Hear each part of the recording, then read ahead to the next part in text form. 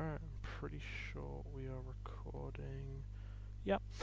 Hi, how's it going? So, I am Nerdzone, and I thought we'd just have a little chat today. I am looking for a Bronzely. Um, Currently in this game, I'm not having any luck finding it. I don't really want to treat this too seriously. I thought we'd just come on here and we'd have a little chat about just anything, really. Um, Did you hear like Disney Pixar? They like talking about how that like the original stories are becoming really hard to make, and the alternative is to make like Toy Story 5, Toy Story like 27. I mean, sorry, but like they're already making Toy Story 5, and then they're making then they made Lightyear as well. And then they also did didn't they give like Forky a spin off a couple years ago? Didn't he get his own spin off show for some reason? I don't know. So, don't talk about how you're just trying to make original stories, because, you are. You have a huge established brand and you're still making movies based on those, concepts. And I don't think, I don't know.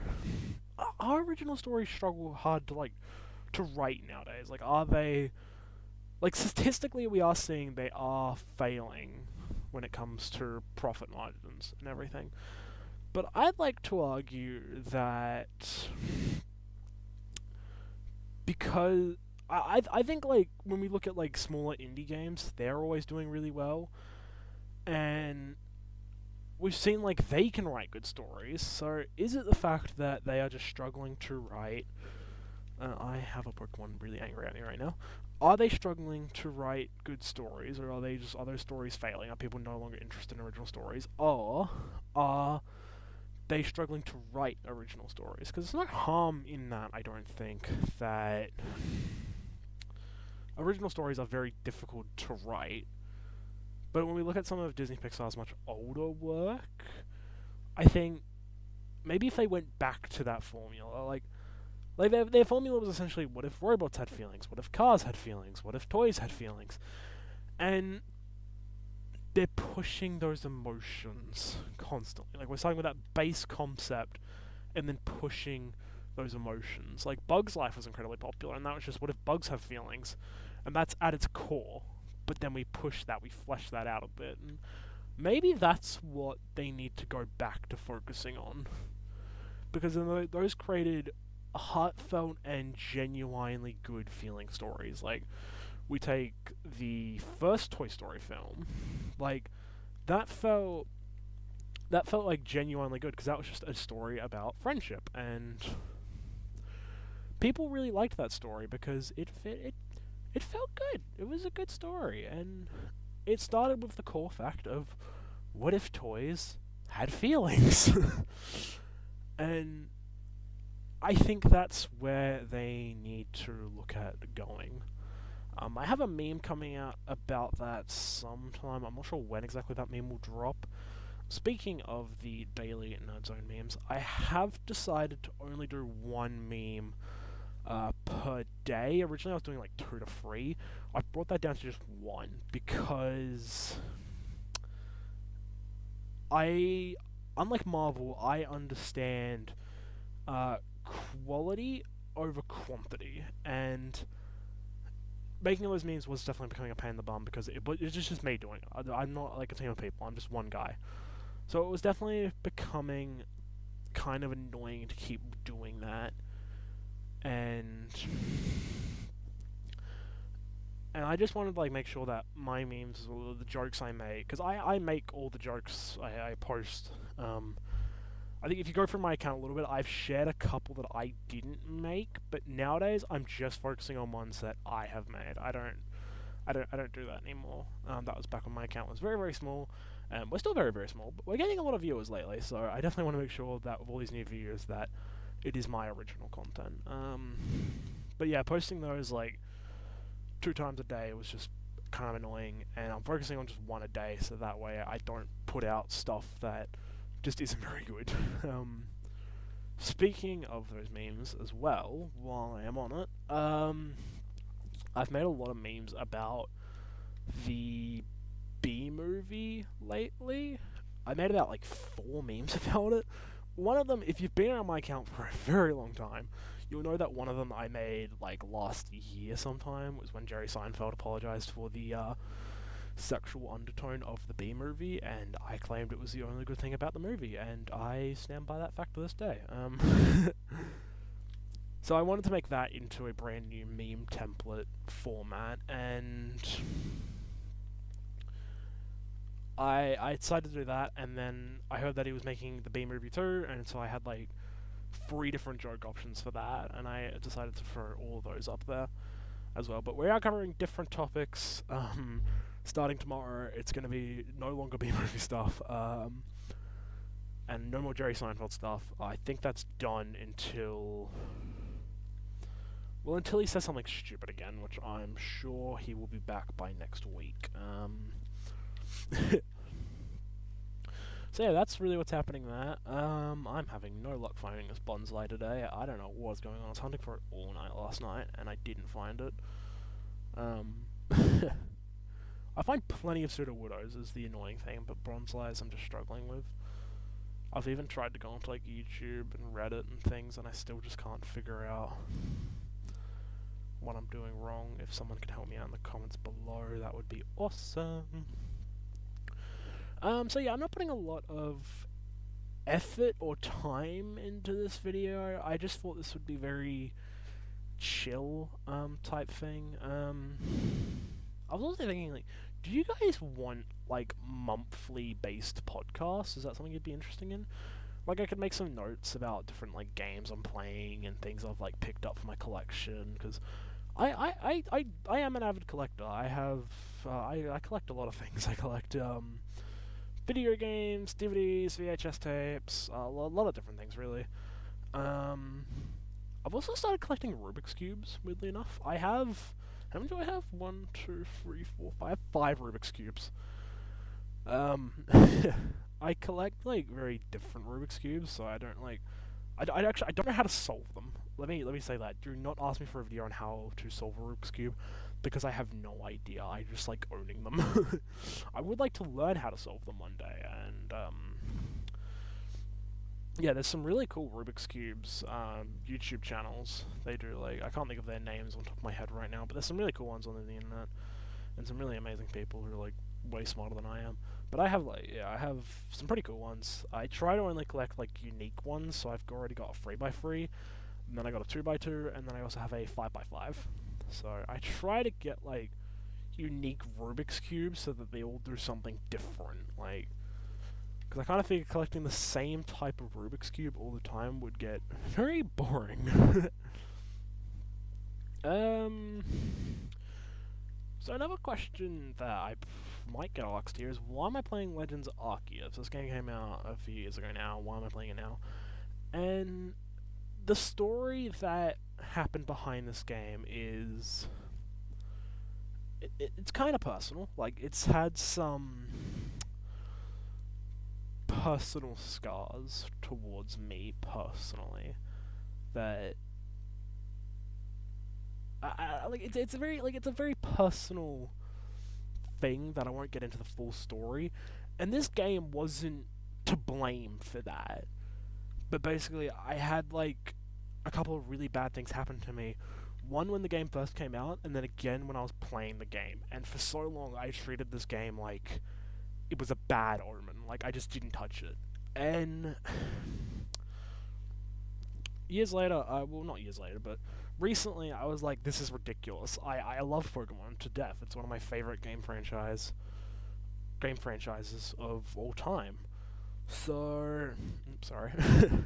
Sorry, I was texting someone over on the other screen here.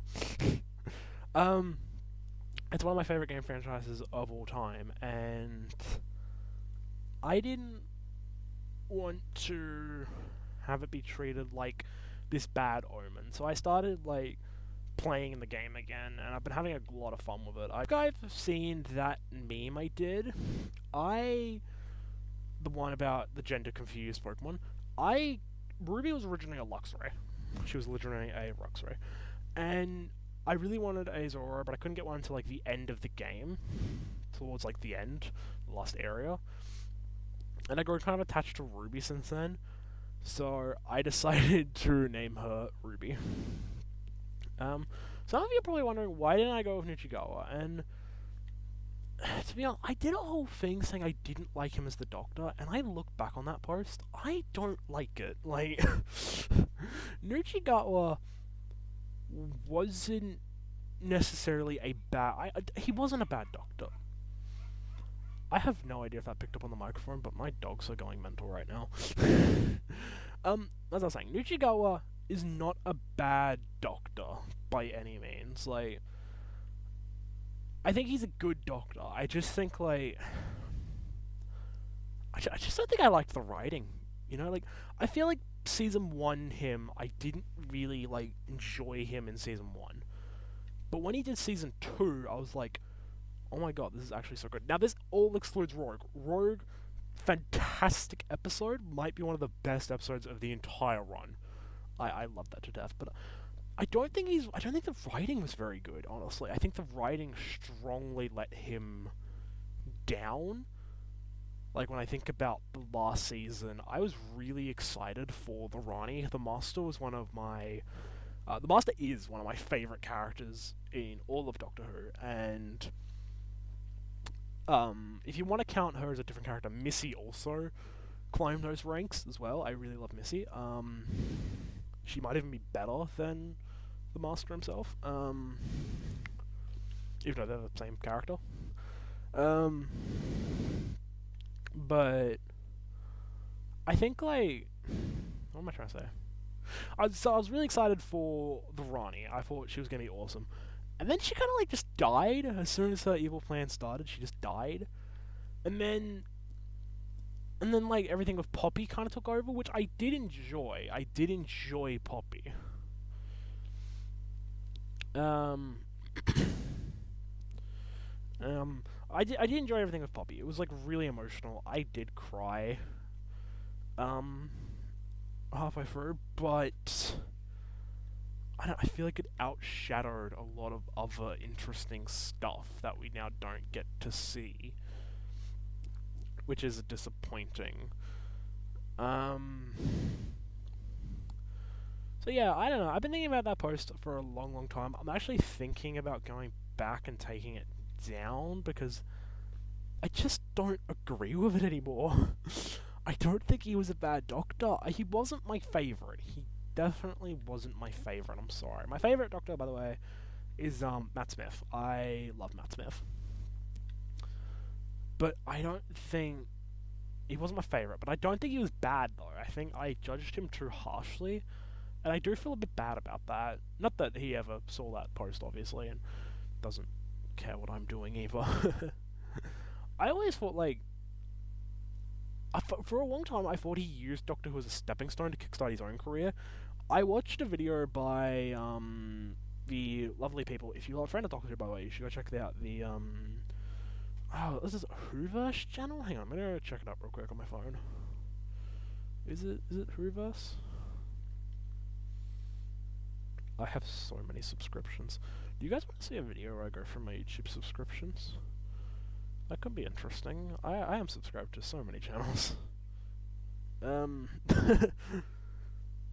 give you a basic rundown of what it all is. It's basically like a lot of, well, you guessed it, nerd content. Like, I am subscribed to so many nerd videos and Pokemon channels and all that kind of stuff and game collecting. Oh, is that it? No, it's not it. That's not it at all. Oh, am I not subscribed to them? I should be subscribed to them. I think it's Whoverse channel, but I can't think on top of my head, and I don't want to spend too much time on it. But yeah, I watched a video by them recently of what really went down during Season 2, and it was one of the most interesting videos I've ever watched. I've just seen their channel right now. It's Who Culture. Who Culture. Sorry, I was close. It was Who Culture. I got an itchy head, hang on. There we go. It was one of the most interesting videos I've ever watched, because it really broke down, like, everything. It broke down interview clips, and storylines, and just things that have been happening, and I think I'm beginning to understand that his departure from Doctor Who was very unfortunate, and even though I say, he's not my favourite Doctor, and I made that whole post saying he wasn't a very good Doctor, I think, personally, a season 3 with him, I think, could have been good. Because they were bringing back Rogue at the end of season 2, and he just didn't appear, which sucked, and I would have loved to see Rogue make an appearance. I think season 3 would have done wonders for his Doctor. I think it could have been really, really good, and I wish it did happen. I think the problems that he faced in season 1 was the fact that they had Sutuf and everyone in there, and I don't know, if you're like me and you started watching series in 2005, you didn't really know who Sutuf was. And it was all these references to Tom Baker and the granddaughter and everything, which wasn't even mentioned in the reboot, at least the one I can remember. And the problem is with appealing to fans that watched the show in the 70s, you're either looking at really, really, really hardcore fans, and I mean, I'm a big hardcore fan, but I admit I have not watched all the other seasons. I really should, but I haven't. And I think the problem is, because you're appealing to those hardcore fans, you're probably appealing to people who watched the show in the 70s. Now, this might sound wrong here, right? But people in the 70s were kind of racist and kind of homophobic. It's not great, and I admit it's still an issue now. But that's the reality of that. So I don't think a gay black Doctor was going to appeal to those fans. I don't think a lot of those fans took lightly to Jodie either, really. I think a lot of them had problems with a female being the Doctor. By the way, Jodie Whittaker's appearance in that last season, oh my god, I literally screamed when I saw Jodie. I jumped for joy. I was so happy to see her again. I know a lot of people didn't like her run. I did. I thought it was... Oh, hello. I thought it was pretty good. I thought it was pretty good. Everything with Yaz was a bit weird. I don't know, everything with Yaz that happened there, it did feel a little bit forced, in my opinion. I think maybe she should have walked out with Graham and Ryan. Maybe. I don't know. But I'm really glad Graham and Yarian actually got written out of the show. I mean, I did like their characters, but their conclusion to their story was just... Oh, that was beautiful. That was so beautiful. I can't phrase it in any other word other than just being beautiful. The fact that they had both suffered the loss of Grace, I believe her name was. They both suffered that loss, and they both needed to rely on each other to, move on, and the way they started doing that, and if you remember their introduction, he was trying to teach Ryan to ride a bike, because Ryan couldn't do that, but Ryan wasn't even going to do it when Grace was there, and he started doing it with just Graham, even though Grace was dead at this stage, and I think that's, a really beautiful thing. I think it was beautiful. Ooh, we got a thing starting off over there. Will we go check it out? Yeah, we'll go check it out.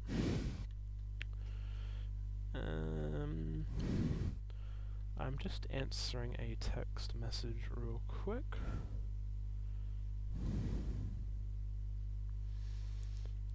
Oh shit, I got some trying to drop rocks on my head. Where is that thing? There it is. I think, I really don't want to talk to you just yet. There we go. I think, it was done beautifully. I think it was a really beautiful thing. I'm sorry if you haven't watched Doctor Who and I've just spoiled all this to you. Presumably you clicked away, though, when I started talking about Doctor Who. I have no idea. But anyway, I don't know what I'm doing here. That's a Porygon. Do I want that? Kind of. Yeah. Oh, sugar. Alright, I am going to try and just throw a Pokeball at the Porygon, I think. I don't know, can you get Porygon 2 and Porygon Z in this game? I have no idea. I'm just gonna try. Oh wow, that actually caught first Pokeball. Very nice. I'll just catch the Porygon. I can look at trading it if I have to. I can ask some friends or something. I have no idea how to trade. Oh, I didn't even know you could find you here. Oh, you're angry at me. Okay. I didn't know you could catch Cyndaquil. I was gonna transfer one for home because you can get them in the Scarlet DLC or the Violet DLC as well. But I got the DLC for my Scarlet copy. Porygon, I've just noticed I have 4 Pokemon really angry at me right now. So if you could just get in the ball, thank you. That way I can just walk away from everyone there. Goodbye. Goodbye. Goodbye. Anyway, I think... Is anything else going to appear in here? I think I'm going to wrap this video up soonish. I really just wanted to have a bit of a chat with you all. Just about rubbish, really. Nothing really important. If this is the type of content you enjoy, then... you know, subscribe, leave a like. I can soon make more of these type videos, especially if I go ahead with the blog idea. But yeah, aside from that, I hope you all enjoyed the video. Is there anything else I want to talk about today? I can't really decide. Oh, there's another Cyndaquil. Let's catch that first and foremost. Yeah, I think I'll stop. I think I'll wrap up this. Why am I not... Whitaker. My goodness, Whitaker. Get out there. I think I'll just capture this thing and we'll wrap up today's episode. But yeah, I don't know what I mean by today's episode. This is not a series. This is just me waffling about rubbish. But if you want to see me waffle on about more rubbish, like I said, I'm thinking about making a podcast type thing. I'm thinking I could do it monthly, and I'm hoping it will be kind of similar to this. And yeah, I will catch you guys on the flippity flop. Thank you for watching. Don't forget to like and subscribe. Bye.